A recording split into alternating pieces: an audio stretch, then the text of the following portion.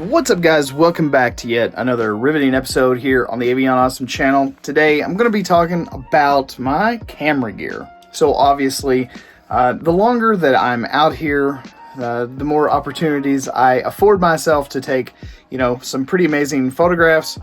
And I've started to get more and more questions about not only how I take my photographs, but what kind of gear that I'm using in order to take those photographs. And also from time to time, I still get some questions about, what kind of drone I use, where I fly, how I do everything that I do.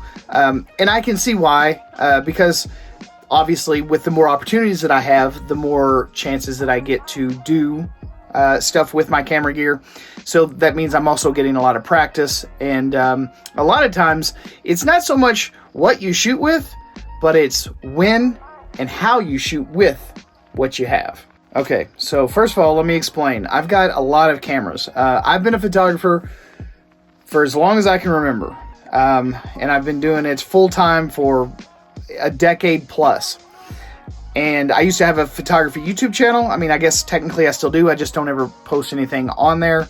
I've had a lot of people that still watch this channel now, 2 years later, that used to watch my photography channel. As most people that do this RV life kind of thing know, most of the time you want to try and use the smallest and lightest stuff that you have in order to get the job done. And I'm totally a subscriber to that.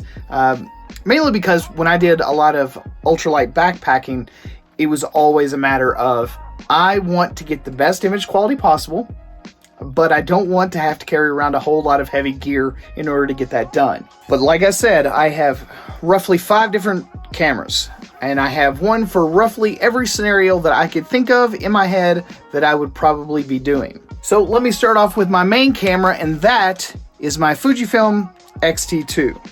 I've had this camera now for, I want to say 2 or 3 years. This is obviously a much more professional camera than what most of you all would be looking at. But I've taken a lot of amazing photographs with this. This camera is not for everyone.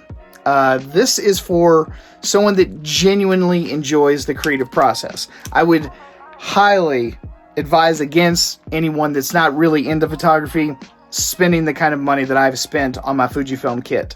I have some very expensive lenses that I use with this kit. This lens here by itself was $1,000. So most people, they're just not going to invest in this kind of kit, and I realize that. This lens right here is the lens that I used to capture that right there, which is the solar eclipse, which was back in 2017, and I paid about $1,800 for this lens by itself. The point is that these cameras are for people that want maximum control over their images. Most people don't want that. They really don't. So this is what I use if I just absolutely need raw footage and I want the best possible image that I can get, because it has such a big sensor on the inside. And that kind of brings me to another topic altogether. So I don't necessarily think that I'll cover it, but just know that for those of you that like to shoot with your cell phones, you have to understand that the sensor on the inside of your camera that's inside of your phone is very, very tiny. It's very small. So it has a lot of trouble collecting light when it's really, really dark. So when it starts to get kind of low light, that's the camera I grab. Not to mention that the lenses are removable. So based on my different scenarios, if I'm shooting in lower light and I need to grab something that's super far away, I'll grab that big zoom lens. If I want to grab something kind of up close and personal, I'll grab this lens. And I've got a couple of other lenses that are specialized for different scenarios. So most people are not going to be investing in this type of camera system. I totally get that, but you guys wanted to know, so I'm telling you. The next camera up on my list is my GoPro Hero 7 Black. Now, I used to use this camera like a lot. It has built-in image stabilization that is just awesome. I bought it for about $400, and I bought it, I want to say about 1.5 years ago. I don't use it as much as I once did, but this is this camera is damn near indestructible. So if I'm doing anything that requires me to be kind of rough with it, I'm on a trail, I'm going swimming, I'm in the ocean, I'm in the Gulf of Mexico, this is the camera that I use because I know that it's going to be able to handle all of it. The reason that you wouldn't want to use this camera maybe for everything is because it typically only has this one lens. You know, it's only one lens. It has no interchangeable lenses. Now, there are a couple of little tricks that you can do to change focal length, you know, super wide, wide, linear mode, that whole thing. But I use this one for almost all things involving adventure because I know that if it falls, if it tumbles, if it goes in the water, it's going to be able to handle all of that abuse. And sometimes you're in situations where you're going to abuse the living crap out of these cameras, and these are the ones that you want to do it, especially if you're going to be like clipping it on the outside of your vehicle or throwing it on your ATV or your side-by-side. You know that nothing's going to hurt this thing. The next camera I use is my DJI Osmo Pocket. This camera right here has a little screen on the front, and it has a phone connector so that if you need to do firmware updates and stuff like that, or use your phone as a monitor, you can. But the reason I use this camera is because it is a stabilized camera lens. So I can be walking or moving from side to side, and this thing is going to stay perfectly level, and it's always going to maintain a nice, steady flow of motion. And that's what we're really looking for with this. This is a mechanically stabilized camera, and it provides absolutely gorgeous footage. It has the ability to shoot really cinematically. Again, the thing that this camera suffers from is it's got a very small sensor in it. That's really its only downfall, is that when I want to shoot with this thing in low light, it's just not going to cut it. So again, I have to resort back to my bigger camera. But this thing has something that that camera does not, and that is it's a stabilized camera lens. So this thing is about $350 right now, and honestly, it's one of the best looking cameras as far as like being able to manipulate the image, and it will also do selfie mode. So I'm able to use this and film myself. I used to use this camera a whole lot more when I first started out with it because it matched the other camera that I use a whole lot. The image quality was almost exactly the same as my DJI drone. So this is my aerial camera. As you can see, it also has a stabilized gimbal on the front. And because it's made by the same company as this camera is, these two look almost identical when it comes to image quality. I'm able to manipulate the images on these cameras and make them look pretty much exactly the same. This camera should be obvious as to why I have it. I mean, it can go up in the air. None of my other cameras can go up in the air. None of the other ones can fly, just like none of the other ones can be submerged super duper deep in the water like this one.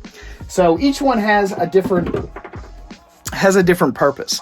So it's mainly the fact that they're tools. You know, most people have, say, like 5 or 10 screwdrivers, or some people have, you know, several different tools to build a house.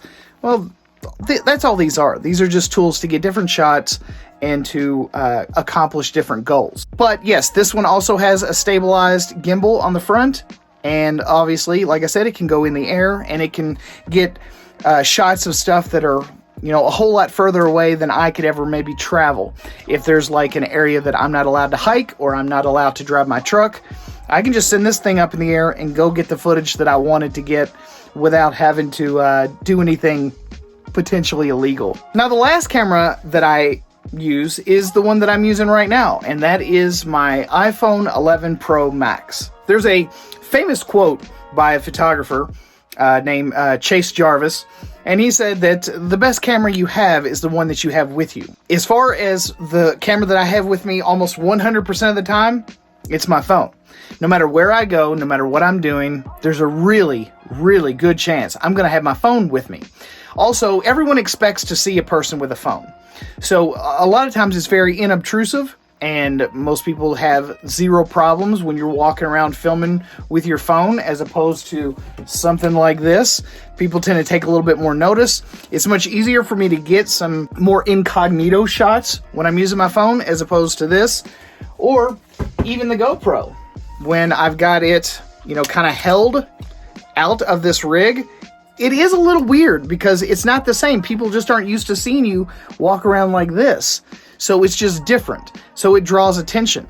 And even if I'm using the DJI Osmo, it is a little bit less conspicuous if I'm filming or vlogging myself out in public. But it's still, you hold it differently than you do a phone. So most people are kind of like, that's different. Wonder what he's up to. But like I said from the very beginning, those are all the cameras that I have. You have to look at cameras as tools, not necessarily that, hey, he's got this kind of camera, he's getting great images from it, and I think that if I buy that camera that I'm going to get the exact same kind of images. You also have to understand that a lot of it ends up boiling down to the fact that I edit my photographs after I take them. So each individual photographer is going to edit photographs a little bit differently, but that is a topic for a whole different video. At any rate, those are the cameras that I use. I hope you guys found it useful.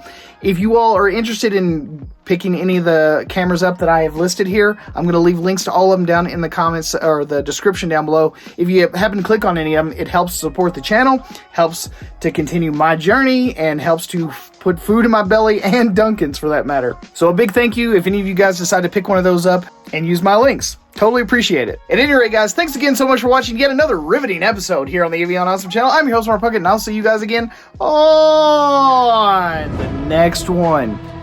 Peace.